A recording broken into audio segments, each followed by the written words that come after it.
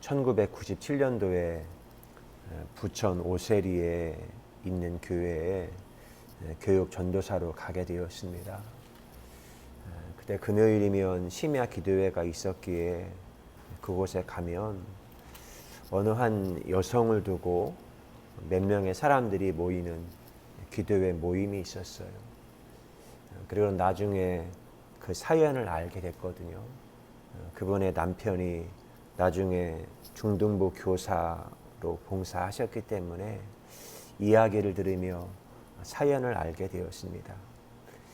그분의 아내 되시는 분이 굉장히 몸에 고통도 있고 아픔도 있고 너무 힘든 거예요. 그래서 삼성병원 그곳에 가서 여러 정밀 진단을 받아도 어떤 병명이 나오지 않는데 몸은 너무나 고통스럽고 힘든 것입니다. 근데 그때가 부천 오세리가 김포공항 항공기가 이착륙하는 바로 그 지점에 있었어요. 그래서 그 지역을 다 보상을 주고 거기에 살던 사람들은 세입자들은 임대 아파트로 그리고 토지를 가지고 있던 사람들은 새로운 지역으로 작동이라는 곳으로 이주하는 그런 시점 전환기 때였습니다. 그때 제가 알던 교회 권사님이 삼형제인 걸로 알아요. 삼형제인데 어머니가 있고 막내인데 그래도 그 땅에 굉장한 토지가 있고 땅이 있고 뭐 집도 있고 그랬었지요. 근데 그 어머니가 세상을 떠나기 전에 마지막 그 삼형제 아들에게 말합니다. 이거는 큰아들 목, 이거는 둘째 아들 목, 이거는 막내 몫이다. 늘 부모님이 그렇게 이야기를 해 주었죠. 명의는 다르게 되어져 있지만. 그리고 때가 찬 시간에 보상금이 나왔습니다. 그러면 이 막내도 당연히 이미 약속받은 그 몫이 있을 줄 알았는데 첫째, 둘째 형님이 그 모든 보상은 다 받아가지고 해외로 이민을 가버린 거예요. 그때 당시에 기억으로 한 50억 정도가 나왔어요. 1990년대. 야, 얼마나 큰 고통이겠습니까? 부모님이 자에게 준 유산이고 선물이었는데 형제들이 그 모든 것들을 공모를 해가지고는 막내 몫을 가로차서 외국으로 이민을 가버린 겁니다. 그 형제들을 향한 분노, 증오 그런 것들이 마음에 가라앉지를 않는 거예요. 배신감, 허무감, 상실감. 그래서 그 아마 아내 되시는 분도 그것에 아마 신경쇠약증, 노이로제 이런 것에 걸렸겠지요. 노이로제에 대해서 이렇게 말하더라고요. 신경에 문제가 생겨 발생하는 심리적 상태의 총칭, 주로 피로감과 두통, 어깨 결림, 어지럼증, 손 떨림 등 다양한 증상으로 나타난다. 노이로제라고 부르기도 한다. 일본에서 번역한 용어로 정신질환 연구가 충분히 진행되지 않았던 근대부터 현대 초기까지 주로 쓰이던 표현으로 현대의학에서는 신경증으로 통칭한다. 특히 극심한 스트레스나 우울증으로 인해 긴장, 흥분 상태를 오랜 시간 유지할 경우 자율신경 실조 또는 교감신경 항진증을 일으킬 수 있다. 불면증, 만성피로, 식은땀, 현기증, 손발 떨림 이런 증상이 나타나게 되는 거예요. 아마 그분이 그런 질병 질환을 앓게 된 것 같습니다. 에스겔이 하나님의 말씀을 받아요. 근데 그 상황이 도무지 감당하고 이해할 수 없는 그런 상황이었어요. 가나안 땅은 하나님이 약속하신 땅이었고 하나님이 함께 하시는 땅이었는데 그들은 그 땅을 떠나서 지금 바벨론으로 포로로 끌려가고 있는 상황입니다. 이미 여호야긴 왕이 사로잡힌 지 5년이 되었고 그리고 자신도 이제는 그발강가 포로로 끌려가는 그런 상황 가운데 지금 에스겔이 그 앞에 서 있는 겁니다. 그런데 그들이 그렇게 포로로 끌려가게 된 이유는 이미 하나님이 토라에 이스라엘 백성이 가나안 땅으로 들어가기 전에 하나님이 분명히 레위기 18장 24절 이하에 말씀하신 것이 있어요. 너희는 이 모든 일로 스스로 더럽히지 말라. 내가 너희 앞에서 쫓아내는 족속들이 이 모든 일로 말미암아 더러워졌고 그 땅도 더러워졌으므로 내가 그 악으로 말미암아 벌하고 그 땅도 스스로 그 주민을 토하여 내느니라. 가나안 땅이 그 원주민들 그들로 인하여 배설물로 사악해졌기 때문에 가나안 땅이 그 가나안 거주민을 토하여 낸 거다. 그런데 이 원리는 너희들 이스라엘 백성들 너희들도 예외가 아니다. 너희들도 만약에 이 땅에서 이 땅을 더럽히고 사악한 짓을 하게 되어지면 이 땅이 너희들을 토하여 내게 될 것이다. 그래야만이 그 땅이 안식하며 쉼을 쉴 수 있는 거거든요. 그리고 그런 죄악이 너무나도 가득하고 사악해진 땅이 되었기에 이스라엘 백성들 이미 북이스라엘은 멸망했고 남유다도 이제 바벨론으로 포로로 끌려가는 그런 상황이 된 겁니다. 그런데 그런 상황 가운데 놀라운 일이 뭐죠? 에스겔 1장 1절 30째의 넷째 달 초대새에 내가 그발강가 사로잡힌 중에 있을 때 하늘이 열리며 하나님의 모습이 내게 보였다라고 말합니다.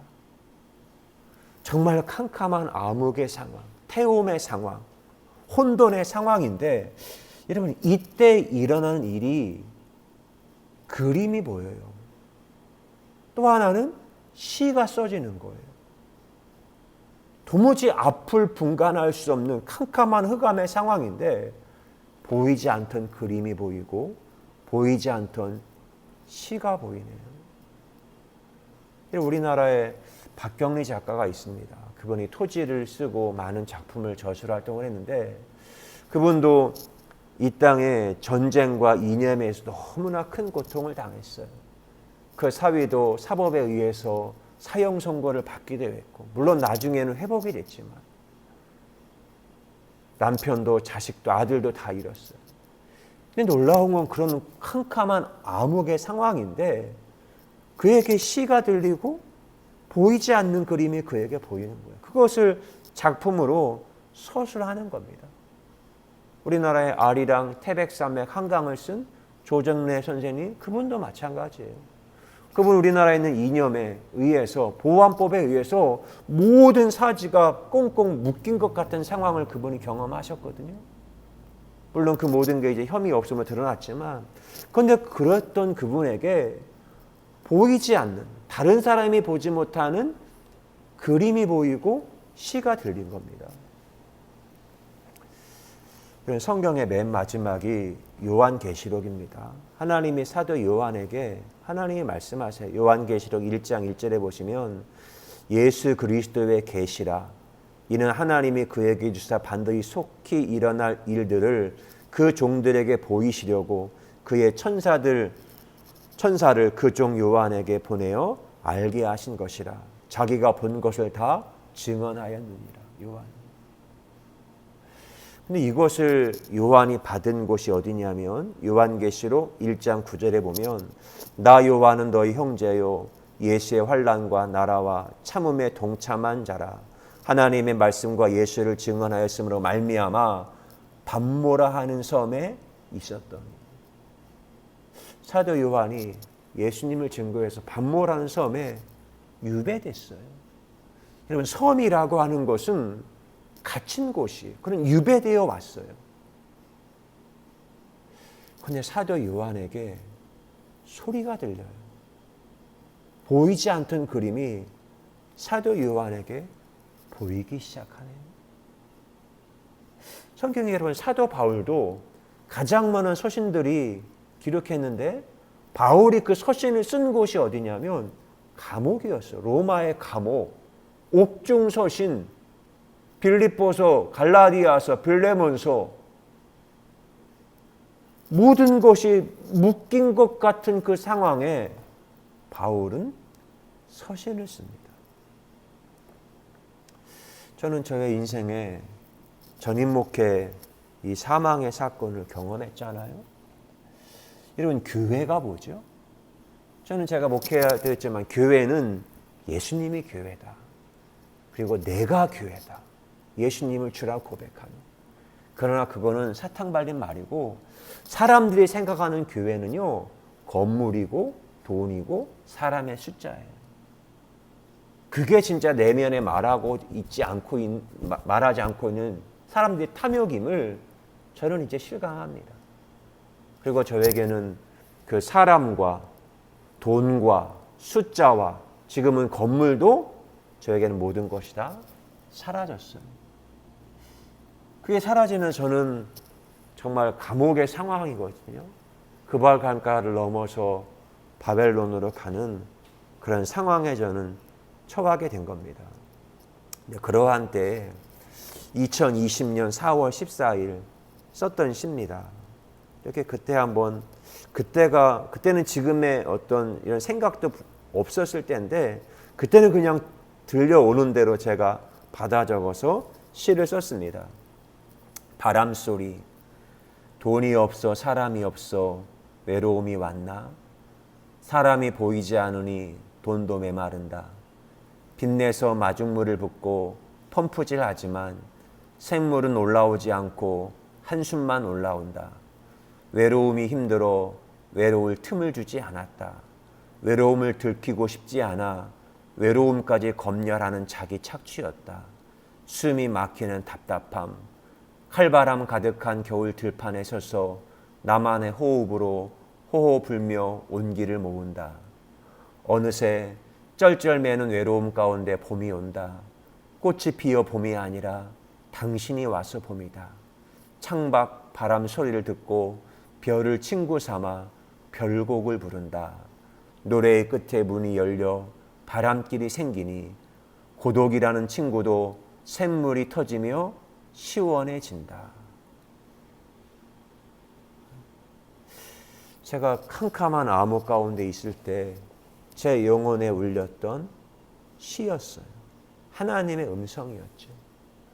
우리가 만나는 상황의 모든 것이 깨어지고 파탄난 것 같지만 하나님의 소리와 하나님의 비치는 그 시점에 새로운 시공간이 열리기 시작을 했습니다. 이민진 작가가 쓴 파친코라는 소설, 그 소설의 맨 처음 단락에 문구는 이렇게 시작합니다. 역사가 우리를 망쳐놨지만 그래도 상관없다. 역사가 우리를 망쳐놨지만 그래도 상관없다. 그는 모든 것이 망가진 상황인 것 같았지만 작가의 숨을 불어넣어 그 모든 걸 새롭게 살려내는 겁니다. 저의 인생도 마찬가지입니다. 저는 이제 제가 정말 추구하는 것은 작가가 되고 싶거든요. 작가는 오직 자기 이름 하나 걸고 자기의 숨을 불어넣어서 삶 건너편 이면에 있는 새로운 세계를 창작하고 만들어내는 사람, 그 사람을 작가라고 해요. 오로지 자기 정체성, 내 이름 가지고 독립하여 서고 걷고 춤을 추며 노래하는 사람이 바로 작가인 것이죠. 오늘도 그 삶을 하루하루 춤을 추며 사는 겁니다. 외부에 있었던 어떤 개념, 이념, 그것에 의해서 내가 길들여지고 그 내가 숨을 참고 가는 것이 아니라 오늘도 내게 들려오는 그 소리들 앞에 이 흘러내리는 강물이 있지만 나의 가시가 있어 유영을 하며 베레슈트 그 처음 지점에 다다르는 겁니다. 임민진 작가의 파친코 맨 첫 장면은 고향 이야기로 시작을 합니다. 그 고향은 부산의 용도라는 섬이었어요. 근데 그 첫 장면에 그 임민진 작가가 찰스 디킨스가 쓴 글을 거기다가 써놔요. 고향은 이름이자 강력한 말이다. 마법사가 외우는 혹은 영혼이 응답하는 가장 강력한 주문보다 더 강력한 말이다. 우리는 고향을 생각할 때, 빅뱅을 생각할 때 나 자신을 찾아갑니다. 거룩하신 하나님 고맙습니다. 우리 인생의 삶에 지금 왜 이런 혼돈이 있는지, 왜 이런 어두움이 있고, 왜 이런 많은 상황이 발생했는지 이해하지 못할 때가 있습니다. 근데 그때마다 우리는 빅뱅을 찾아갑니다. 내 인생에 가시가 있기에 그 가시를 유영하여 하나님 그 빛의 시작점에 다다라 하나님의 뜻을 깨닫고 하나님의 그 놀라운 지위 앞에 우리가 새로운 삶으로 이 역사를 재구성하고 재창조해서 하나님 보시기에 아름다운 삶으로 디자인해가게 하신 것, 또한 나의 삶을 가꾸며 경작하게 하신 하나님을 찬송합니다. 오늘도 내게 허락되어진 이 시간을 아름답게 경작해서 하나님이 흠양하실 만한, 기뻐하실 만한 아름다운 예배의 삶이 되게 하신 것 고맙습니다. 사랑합니다. 감사합니다. 예수 그리스도의 이름으로 기도드리옵나이다. 아멘.